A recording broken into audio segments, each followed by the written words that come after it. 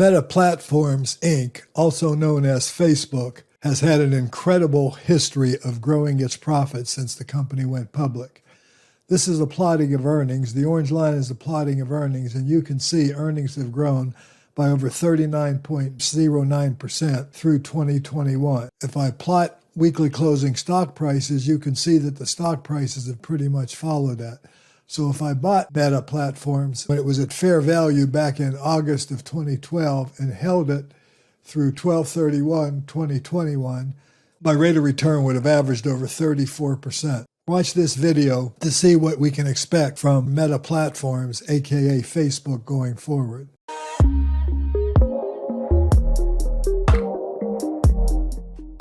Hello everybody, this is Chuck Carnevale, co-founder of Fast Graphs, the Fundamentals Analyzer software tool, also known as Mr. Valuation by many of you. And what I'm going to do here in this series, I'm going to actually look at two stocks, one dividend-paying stock, Lennox International, and then I'm also going to look at a growth stock, Facebook. And what really the theme of this video is going to be about is about forecasting the future.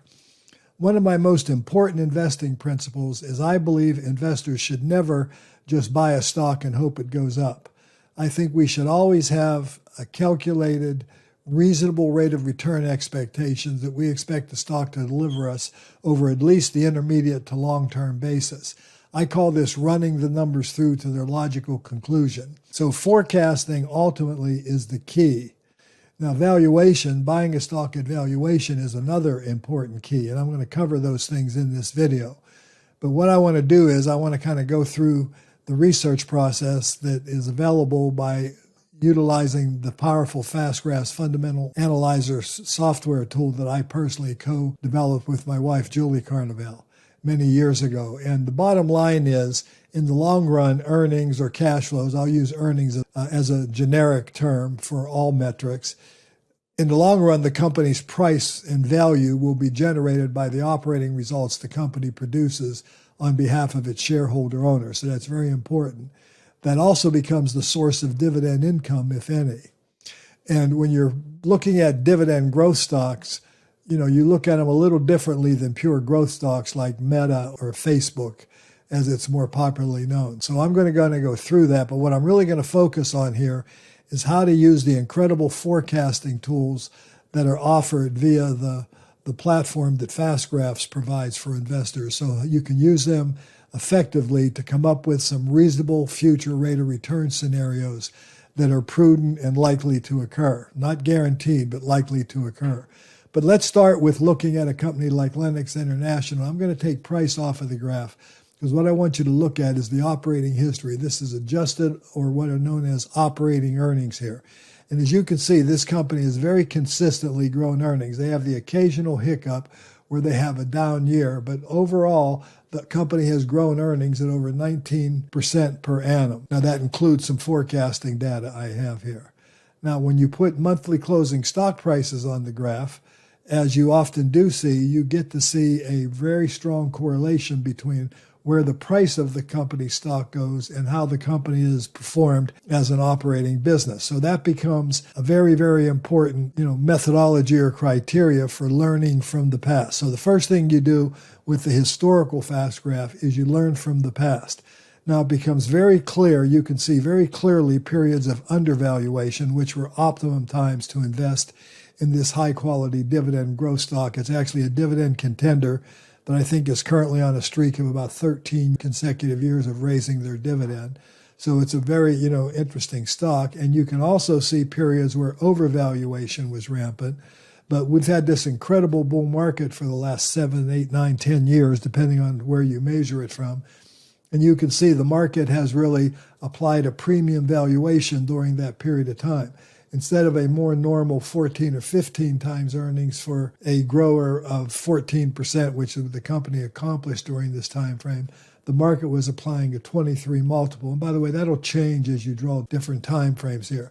But in the long run, the company grew earnings on average of around 18 to 20% a year. That's important.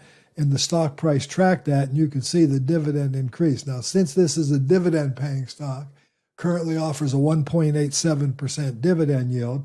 It can be purchased today at a blended PE ratio of 16.91, which is slightly below the P equals growth rate formula that we're using on this graphic. Now, I want you to notice as I change time frames and the growth rate changes, we switch to the Graham-Dodd formula, PE equals growth rate formula, kind of a blend between these two. And that ends up giving us a 15 PE ratio. Ben Graham, in his famous book, I believe it was chapter 14 of The Intelligent Investor, one of his criteria was never pay more than 15 times earnings to buy a company. And that's an earnings yield of about 6.67 or 6.7%, which to me is kind of a minimum threshold. Now, Lennox is slightly above that today, but you can see it's clearly within reasonable range of that, and we're dealing with forecast data here that we don't have any certainty of. And that's going to be a major thrust of the presentation today. But as I go through this, the other thing I want to point out is, since it's a dividend-paying stock, is I want to look at some other very important metrics to dividend-paying stocks. So I'm going to look at operating cash flow.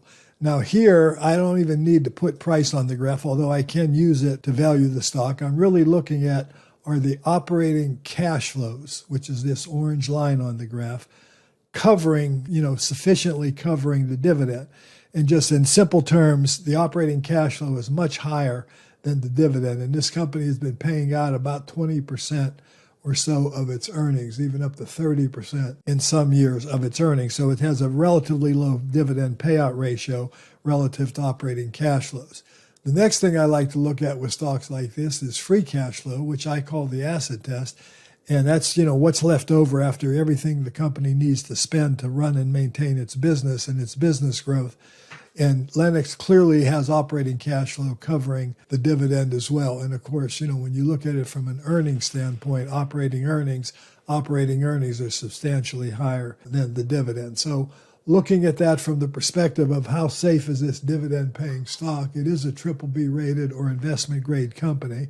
It has a large amount of debt, 123% debt to capital, which is not unusual for companies that have been borrowing money in this low interest rate environment. But I'll get more into that later. But the point is, I would go through this whole process. Now, what else, when I'm looking at evaluating the stock, this stock was brought to my attention by a subscriber to the YouTube channel here, and I had really not looked at it before, and I was very interested with what I saw. I saw that the price has fallen dramatically, and it's become undervalued here recently. I also saw that the price has been recovering. Incidentally, the company reported earnings today, and they actually had a very positive earnings report.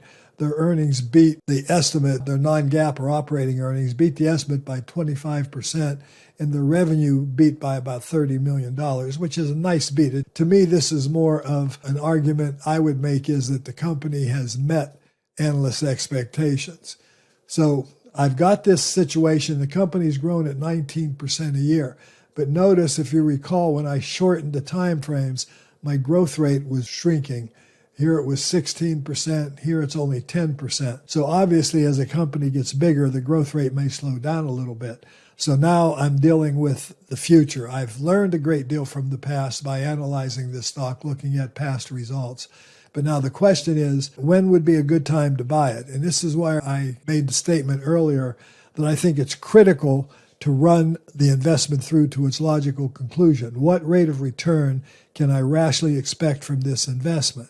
Now, I've got several ways to approach that, and FastGraphs gives you no less than 5 methodologies of drawing rational forecasts, and one of those is the ability to run your own numbers, put any number you want in there that you believe is the accurate number. And then once you've done that, it allows you to calculate what the future might be. These are called forecasting calculators. I think that's extremely important, the key word being calculators. What we've done here with this tool is we've given you this information, and then we allow you to run calculations, rational calculations of what these valuations and what the future potential growth that you like might be. So let's look at the different options that we have in the FastGraph tool. What I'm trying to do here now, especially for those of you who are subscribers to FastGraphs, is to show you how to use this very powerful, as I like to call it, tool to think with. Okay, now you have several different estimate options here. The first two are run by the same data points. They're based on analyst estimates reporting the fact set that are the expectations of precise numbers. We also give you a brief history of what these analysts were saying 6 months ago, 3 months ago, and most recently. and then we give you the current number. So you can see estimates went from $12.40 for 2021 up to $12.95, then down to $12.25, then back up to $12.60. So the analysts have had some varying ideas. Next year's estimates are important. 6 months ago, they were $13.92. Then they went up to $14.05, and that's where the analysts have settled. Now, currently, as I mentioned, the company's quarter did beat by 25 cents. Analysts were expecting 4.75 for the quarter. Now, not for the year, but for the quarter. And of course, that would, give you the opportunity to add up to this $14+ number that the analysts are expecting for the year. Now, from a standpoint of the stock price, the stock has, responded. It's up almost 2% when I ran this Seeking Alpha chart here. So now I have expectation. But here's the important point. These analysts are expecting 11.51% growth for this fiscal year, which ends in December. And then they drop it down to 6.76 and 8.25. The average of those three numbers comes out to 8.87%. Now, that growth rate would indicate a PE ratio of 15, as Ben Graham said, never pay more than 15 times earnings. And that would be considered a rational valuation reference, if you will. Reference being the key word here. In other words, this would be rational to expect if the company generated this earnings growth, then at a 15 times earnings, I would expect my rate of return to average about 4.4% over the next 2.5 years, we'll call it, based on analyst expectations. Now, the normal multiple is the market multiple. The normal multiple for the last 5 years, as I showed you earlier, and I can check that with the drop down here, has been 24.33%, a multiple of 24.33 times earnings. If I use that as kind of a best case scenario, if you will, and ran my numbers out to the logical conclusion, I get a 26.71%.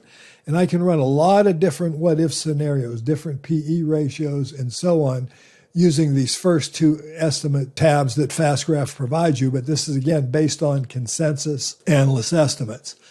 The third estimator calculator that we have is the long-term growth calculator. Now, this is a trend line. That's what, long-term growth, and it's a trend line growth, is 13%. This analyst, of which there are 17 or 18 of them, are, expecting about 13% growth over the next 5 years. So we just trend line that number out. It doesn't mean these middle numbers are correct. It suggests if this company did grow, the most recent earnings at 13%, as you can see down here, 13% each year, then by 2027, the company would earn $26.23, and that would indicate at a 15 PE ratio, a 12.21% annualized rate of return out to this period of time here. Now that's that would be a good double-digit rate of return, and that's only based on 15 times earnings. If I ran that up to the normal 20+ earnings, that number could be a lot higher. And I can just, by clicking my mouse, run different what-if, best case, worst case, mid case. So now I still have analyst estimates in these first three calculators. But another lesson that Ben Graham taught us was, he said that, another way that you can estimate the future would be to utilize the company's historical 5-year growth rate. And that's what the historical compound annual growth rate calculator is. It defaults to the 5-year compound annual growth rate that the company actually achieved. Now, in this case, it was 12.64% for Lennox. Now, if I use my scrolling feature here and just run a 10 or 12% growth rate, has actually been a pretty consistent growth rate over these different time frames. Somewhere within, let's say, 11 to 14 or 15% has been pretty normal for this company. So I don't consider that necessarily an outlandishly high number. In other words, it's very feasible that this company is capable of generating, double-digit 10 to 12, 10 to 13% earnings growth in the future. And then once again, I can calculate what that would mean as a rate of return.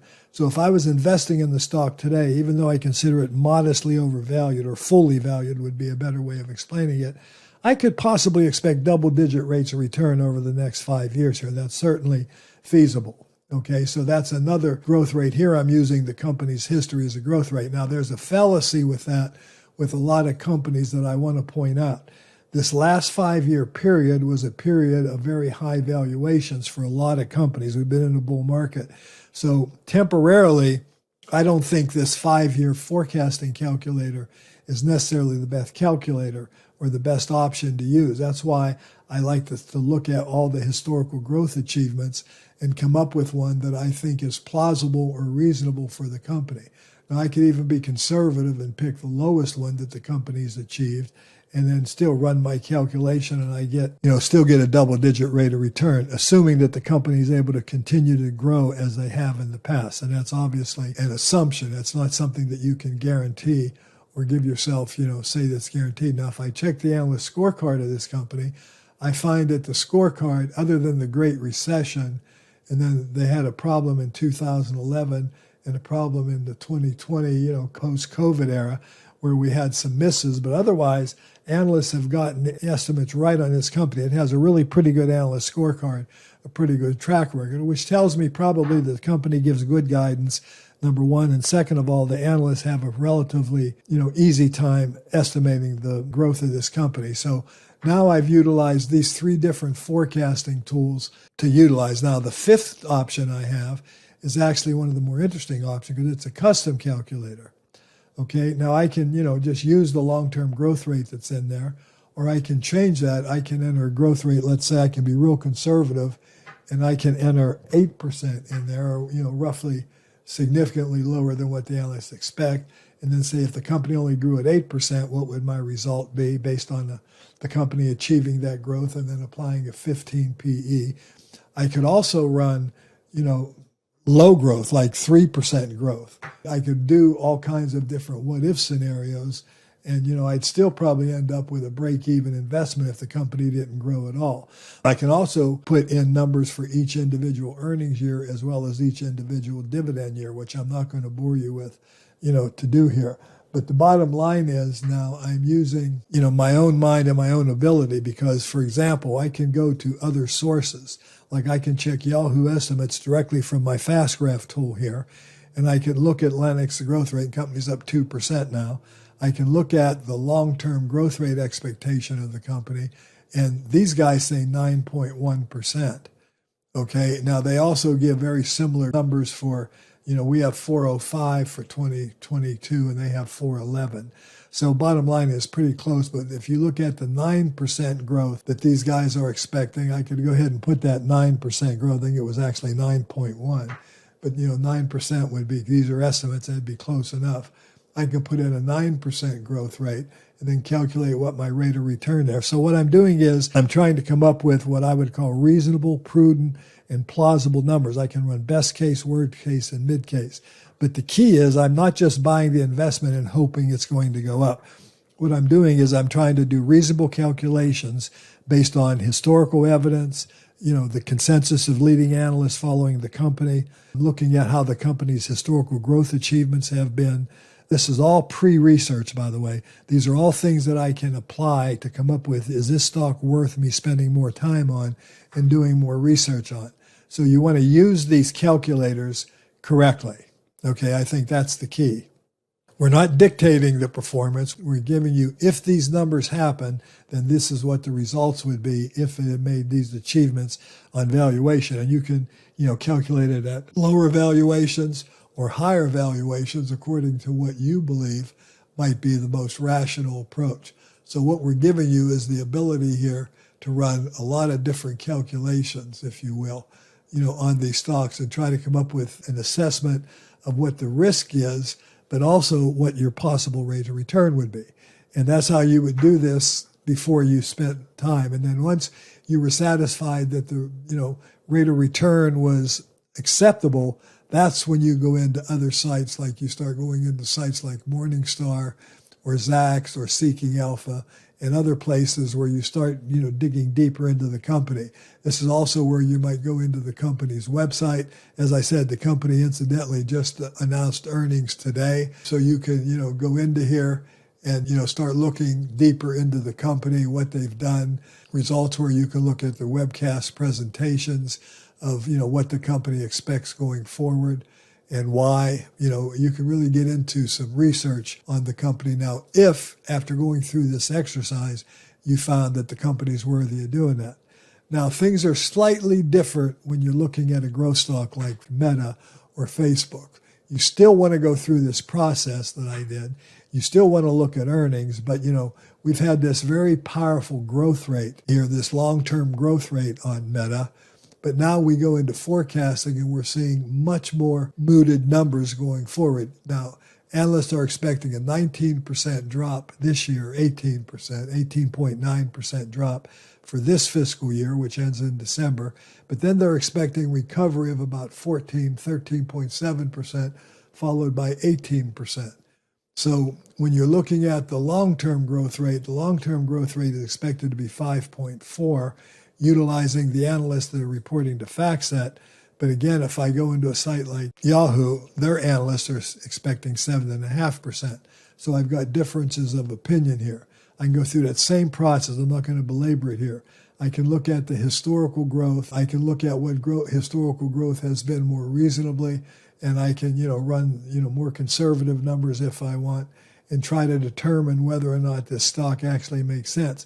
Now, given the fact that the price has fallen as much as it has, if you look at the price from basically peak to where it sits currently, roughly, you're looking at about a 55% drop, 50 to 55% drop in price, and that's had a major effect on the valuation that shareholders received. Now, the question is it a good buy now going forward? Now, even at these real mooted growth rates, this could offer double-digit returns going forward. I can go into the custom calculator, though, and I could run this more, let's say, based on a lot of research I've already done on the company. Companies like Morningstar really expect this company to get their mojo back. I can put in growth rates of 14 or 15%, like I'm doing here, and go ahead and draw that out once I've done it. And I can then again calculate what my potential would be. So the key is use the tool correctly. These are calculators. These are tools that allow you to run logical scenarios and then run real quick calculations of what rate of return these stocks, any stock that you're looking at might give you. And that way, you're not just throwing mud on the wall. You're not just buying the stock hoping it's going to go up, or buying the stock and hope it's going to raise its dividend. You have a reasonable and rational and hopefully prudent expectation of what the company might be capable of delivering to in the future. Now, as I always say, there's no substitute for comprehensive research and due diligence. If those numbers satisfy you after running them out to their logical conclusion, that's when you want to go into the heavy lifting and start really doing your due diligence on the company. Anyway, this has been Chuck Carnevale, co-founder of FastGraphs, the Fundamentals Analyzer software tool. Thank you so much for watching this video. The idea here is that forecasting is the key. Forecasting future earnings growth and or cash flow growth is really the key to long-term investment success. Couple that with sound valuation principles, and you really position yourself to mitigate risk as much as you possibly can and simultaneously generate a good rate of return. If you enjoyed this video, give me a like, ring the bell, subscribe to the channel if you haven't already. And by the way, take a look at FastGraphs if you haven't already. What a wonderful research tool. As I always say, I wouldn't even consider investing in stocks without it. Thanks for watching.